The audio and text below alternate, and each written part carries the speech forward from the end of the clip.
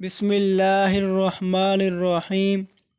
خوش نصیب ہیں وہ لوگ جو نماز کو اچھی طرح پڑھیں کہ اللہ کی اہم ترین عبادت ان کے لیے دعا کرتی ہے، لیکن عام طور سے جیسی نماز پڑھی جاتی ہے کہ رکوع کیا تو وہیں سے سجدے میں چلے گئے، سجدے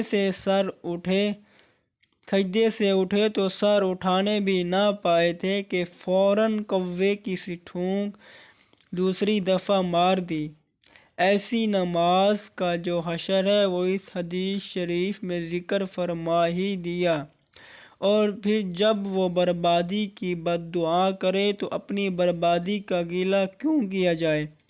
یہی وجہ ہے کہ آج کل مسلمان گرتے جا رہے ہیں اور ہر طرف تباہی ہی تباہی کی صدائیں گونج رہی ہیں۔